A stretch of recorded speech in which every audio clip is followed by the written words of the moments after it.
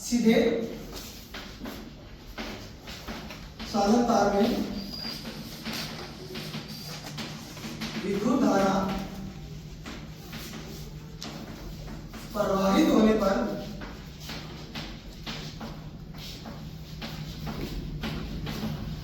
चुंबकीय क्षेत्र। देखो बेटा, ये चुंबकीय क्षेत्र के बारे में और चुंबकीय क्षेत्र रेखाओं के बारे में हमने पढ़ा था कि कोई भी एक जो हमारे पास चुंबक है वो किसी भी चुंबकीय पदार्थों को अपनी ओर कहां तक आकर्षित करेगी, वो उसका क्षेत्र होता है। जैसे हमने चुंबक को यहाँ पे रखा और अगर वो यहाँ तक कोई लोहे की कणों को अपनी ओर आकर्षित कर रही है, मतलब यहाँ पे कोई लोहे का कण रखा है, टुकड़ा रखा है और वो इसको अपनी ओर आकर्षित कर रही है, जहाँ कोई चुंबक दूसरी चुंबक रखी हुई है उसको यहाँ तक आकर्षित और परिकर्षित कर रही है, मतलब अपनी खींच रही है, उसको धक्का लगा रही है। लेकिन अगर यहाँ पे रखी है उसको नहीं कर रही है, या इससे इधर कहीं भी रखी है उसको अपनी ओर आकर्षित या प्रतिकर्षित नहीं कर रही है, तो उसका चुंबकीय क्षेत्र नहीं है।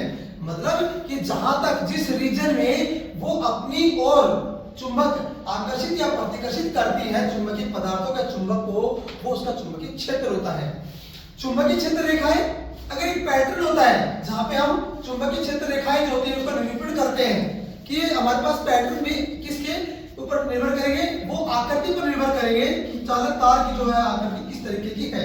जैसे अगर एक हमने पढ़ा था आपका बार मैग्नेट छड़ चुंबक के लिए हमने निरूपण किया था चुंबकीय क्षेत्र रेखाओं का, ऐसे सीधे चालक तार के लिए तो जो आपका टॉपिक है वो ये है कि सीधे चालक तार में विद्युत धारा प्रवाहित होने पर चुंबकीय क्षेत्र। हमने एक ओरस्टेड का नाम सुना था, परसों पढ़ा था ओरस्टेड। उस ओरस्टेड ने क्या बताया था, किसी भी चालक तार में अगर हम विद्युत धारा प्रवाहित करते हैं तो किसकी तरह कार्य करती है, चुंबक की तरह कार्य करती है। ठीक है, तो ये अगर चुंबक है तभी तो चुंबकीय क्षेत्र बनेगा। तो हमें ये तो दिखा यहाँ पे कि सीधे चालक तार में विद्युत धारा प्रवाहित होने पर, तो हमें सीधा सही बता रहे कि चालक तार में अगर विद्युत धारा प्रवाहित हो रही है तो उसके चारों ओर चुंबकीय क्षेत्र बनेगा। ठीक है, वो चुंबक की तरह कार्य करेगी और चुंबक की तरह कार्य करेगी तो चुंबकीय क्षेत्र बढ़ेगा। और वो चुंबकीय क्षेत्र है उसका निरूपण हम कैसे करेंगे उसी को हम पढ़ेंगे। और किसी भी बिंदु पर तो चुंबक जो क्षेत्र होगा या चुंबकीय क्षेत्र है वो कितना है वहां पे, ठीक है, फिर उसके चुंबकीय क्षेत्र का निरूपण करेंगे। तो देखो यहाँ पे एक सीधा तार हमने लिया, ये है एक सीधा तार, ठीक है, ऐसे भी रिश्ते बड़े सीधा, अब ऐसे भी दिखा सकते इसको कि एक सीधा तार है, ठीक है, पहली बात। उसके बाद हमने दिखाया कि इसमें जो विद्युत धारा है वो आई, विद्युत धारा किससे लिखते हैं आपको पता है ना, आई से लिखते हैं। इसमें विद्युत धारा आई प्रवाहित हो रही है। अगर आई विद्युत धारा प्रवाहित हो रही है इस चालक तार में, सीधे चालक तार में, तो इसके चारों ओर क्या बनेगा भाई, चुंबकीय क्षेत्र बनेगा। तो हमने बताया कि अगर आई विद्युत धारा ऊपर की ओर प्रवाहित हो रही है, मैं ऊपर की ओर ले रहा हूं, बाद में नीचे की तरफ भी लेंगे, फिर हम चुंबकीय क्षेत्र जो रेखा है उनका निरूपण भी करेंगे। तो हमने कहा कि इसमें अगर आई विद्युत धारा प्रवाहित हो रही है तो आपने कहा कि इस बिंदु पर, ये पी बिंदु है जो आर दूरी पर है, आर दूरी पर, अगर ये बिंदु आर दूरी पर है, डिस्टेंस हो गई ये दूरी, मैं तुम्हें कहूं कि ये तार है सीधा, इससे इस बिंदु पर इधर या फिर इस साइड इधर, किसी भी पी बिंदु पर आर दूरी पर 2 मीटर 3 मीटर 5 मीटर कुछ भी हो सकती है दूरी पर, चुंबकीय क्षेत्र कितना होगा आपको ये बताना है कि अगर पी बिंदु पर जो आर दूरी पर है इस सीधे चालक तार से इस पी बिंदु पर चुंबकीय जो क्षेत्र है वो कितना है। पहली बात आप ध्यान रखिए कि जो चुंबकीय क्षेत्र होता है उसको हम बी से लिखते हैं बेटा, इंग्लिश में वर्ड होता है मैग्नेटिक फील्ड, और इसको हमने बी से लिखते हैं, इसको किससे लिखते हैं, बी से। ध्यान रखिए जैसे हमने विद्युत धारा को आई से लिखा है ना, लिखा था ना, वोल्टमीटर को हमने बी से लिखा। उसके बाद यहाँ पे मैग्नेटिक जो फील्ड है बी, मतलब चुंबकीय क्षेत्र जो उसको हमने बी से लिखा। तो ये जो किसी भी बिंदु पर जो आर दूरी पर है उस पर चुंबकीय क्षेत्र कितना होगा, आपको दो ही बात याद रखनी है। इसमें जो हमने पढ़ी है ना थ्योरेटिकल, उसमें ये लिखा हुआ है कि अगर हम इस सीधे चालक तार में आई विद्युत धारा के मान को अगर बढ़ाते हैं या घटाते हैं तो चुंबकीय क्षेत्र पर क्या प्रभाव पड़ा। अगर हमने आई विद्युत धारा को बढ़ाया है तो चुंबकीय क्षेत्र भी बढ़ेगा, अगर आई विद्युत धारा हमने कम किया है तो चुंबकीय क्षेत्र भी क्या हो जाएगा, कम हो जाएगा। इसका मतलब कि जो चुंबकीय जो क्षेत्र है बी वो समानुपाती होता है किसके, आई विद्युत धारा के। पहली बात यह है कि विद्युत धारा जो है हमारे पास उसके समानुपाती होती है क्या? चुंबकीय क्षेत्र। चुंबकीय क्षेत्र क्या होता है? समानुपाती होता है I की। पहली बात ये है, ध्यान रहेगा। तो तुम्हें कहे कि अगर किसी सीधे चालक तार में I विद्युत धारा का मान बढ़ाया जाए तो चुंबकीय क्षेत्र पर क्या प्रभाव पड़ेगा? तो क्या बोलोगे? चुंबकीय क्षेत्र भी क्या हो जाएगा? बढ़ जाएगा। अगर I विद्युत धारा का मान इस सीधे चालक तार में कम किया जाता है, अगर हम कम कर देंगे तो चुंबकीय क्षेत्र भी क्या हो जाएगा? कम हो जाएगा। एक बात क्या हो गई? बोलो भाई। Yes sir. दूसरा बात करेंगे कि जो R है, R क्या है? दूरी है। R क्या है भाई?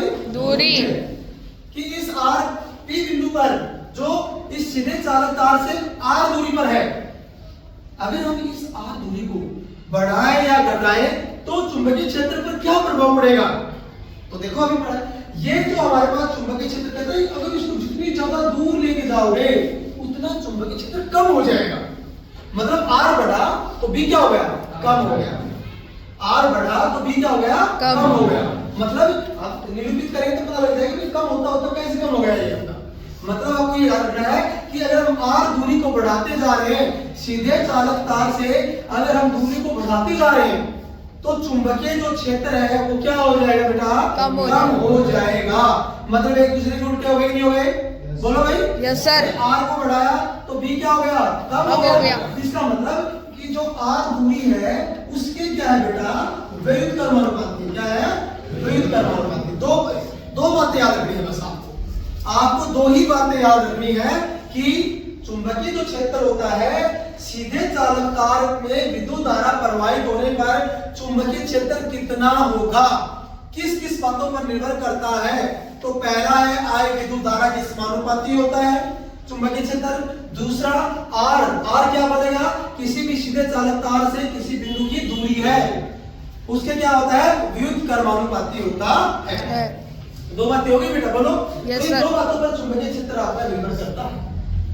समझ में आई बात? किसी भी सीधे चालक तार में अगर विद्युत धारा I प्रवाहित हो रही है, ये तो पक्का कन्फर्म हो गया आपको कि अगर किसी भी चालक तार में विद्युत धारा प्रवाहित होने पर उसके चारों ओर क्या पैदा हो जाएगा? चुंबकीय क्षेत्र हो जाएगा। चुंबकीय क्षेत्र। Yes sir. अब तुमसे पूछेगा चुंबकीय क्षेत्र होगा कितना? दूसरी बात क्या करेगा? चुंबकीय क्षेत्र होगा कितना? तो चुंबकीय क्षेत्र आप बताना है सर I के तो समानुपाती होगा और R जो दूरी है, डिस्टेंस है, उसके क्या हो जाएगा? विद्युत कर्मानुपाती हो जाएगा। दो बात याद रह जाएगी। बोलो भाई। नोट करो इसको। तो आपने पढ़ा है कि सीधा चालक तार है और इसमें विद्युत धारा I प्रवाहित हो रही है, तो इसकी चारों चुंबकीय क्षेत्र है। चुंबकीय क्षेत्र को हम किससे लिखेंगे बेटा? B से। तो चुंबकीय क्षेत्र आपने B से लिखा ना, वो एक सदिश राशि है। कैसी राशि है? सदिश। सदिश और अदिश के बारे में 9th क्लास में आपने पढ़ा था, ठीक है? कि सदिश राशि होती है जिनकी क्या होती है? दिशा होती है, दिशा निर्धारित होती है। तो चुंबकीय जो क्षेत्र है उसकी दिशा निर्धारित करेंगे हम कि इसके जो चारों जो चुंबकीय क्षेत्र जो रेखाएं हैं उसको हम कैसे निरूपित करेंगे। तो एक आपको नियम दिया गया है, वो नियम क्या है? दक्षिण हस्त वाम नियम।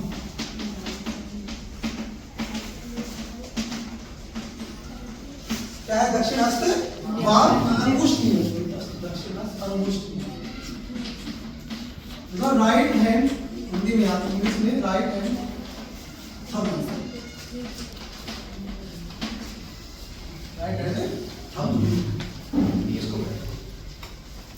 राइट हैंड कई बार हमें ये होता है दक्षिण, है ना, उत्तर दक्षिण। तो दक्षिण दान दान दान हम टोटली से याद से देते हैं। इसी वजह हमें दान देना होता है, हम जब राइट हैंड से देते हैं ना, तो जैसे मेरा दान जैसे दक्षिण, आपको तुरंत याद आ जाएगा ये हाथ है। अब ये हाथ, इसी हाथ से में आपको काम करना है। तो लिखा है नियम कि अगर इसके चारों ओर या किसी भी बिंदु पर, जो P बिंदु है, यदि यहाँ P बिंदु है, अगर उसने पूछे तुम्हें कि इस P बिंदु पर आप चुंबकीय क्षेत्र जो रेखाएं होंगी उसकी दिशा क्या होगी, या इस सीधे चालक तार के चारों ओर चुंबकीय जो क्षेत्र रेखाएं हैं उनको हम निरूपित कैसे करेंगे? यहाँ से आगे वो सब कैसे बना लेना होगा। तो चुंबकीय जो क्षेत्र रेखाएं हैं उसको हम निरूपित कैसे करेंगे? तो वो क्या नियम है आपका? दक्षिण हस्त अंगुष्ठ नियम। तो एक किसी को ये याद होना चाहिए कि सीधे चालक तार में विद्युत धारा प्रवाहित करते हैं उसके चारों ओर चुंबकीय क्षेत्र पैदा होता है और चुंबकीय क्षेत्र रेखाओं को निरूपित हम किस नियम से करेंगे? तो किस rule? Right hand thumb rule. Right hand thumb rule का मतलब हिंदी में दक्षिण हस्त अंगुष्ठ नियम। दक्षिण हस्त अंगुष्ठ नियम को कैसे हम बताएंगे यहाँ पे कि किस तरीके से इसको बताना है? तो सबको पता है, अपना याद रखवा लिया, ठीक है।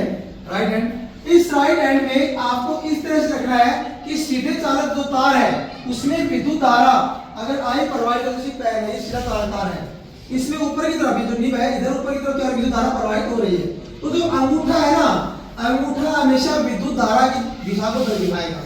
अंगूठा किसको दिखाएगा? विद्युत धारा की दिशा को निरूपित करेगा।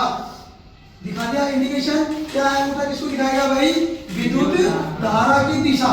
ये निब है, इसकी तरफ ऊपर की तरफ क्या जा रहा है? विद्युत धारा प्रवाहित हो रही है।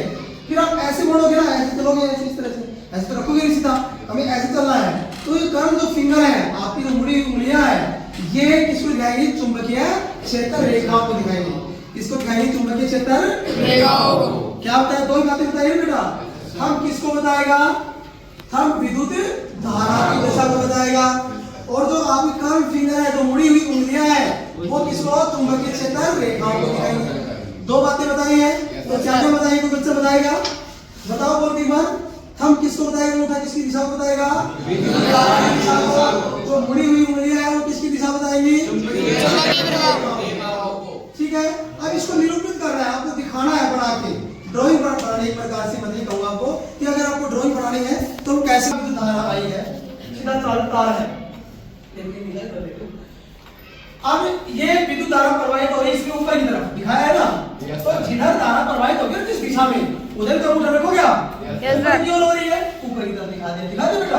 अब देखो ये उंगलियां ऐसे घुमाई भी नहीं बाहर की साइड, है ना, फ्लेक्सिबल किधर होती है? ज्यादा अच्छे से अंदर ऐसे होती है ना, तो आपने ऐसे इसको घुमा दिया मतलब अंदर की साइड। तो जब अंदर की साइड घुमाओगे तो कुछ इस तरह से बनती चलेगी, मतलब राउंड अप लेना है आपको, मतलब सर्कुलर होता होगा, इसके चारों ओर ऐसे तो घुमा के लेके आओगे इस तरह।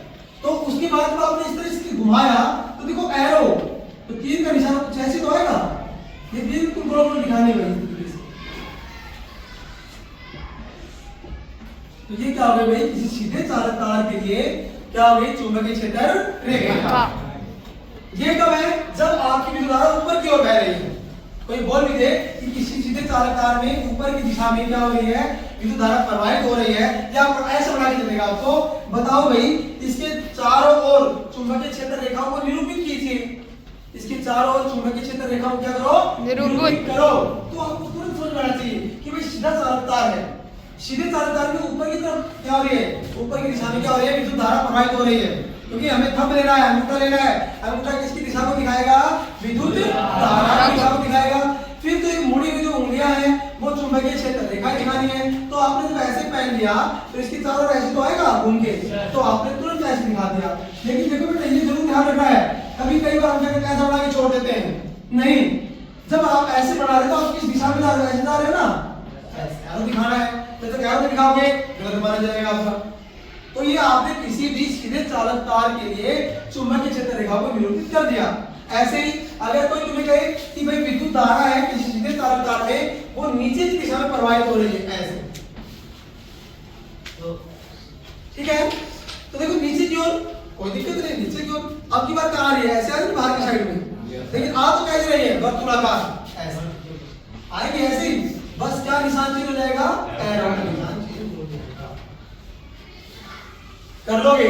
Yes sir. बोलो यस सर। तो किसी सीधे चालक तार में आंतरिक टॉपिक था वो यही है, रोकते बस्तों पर।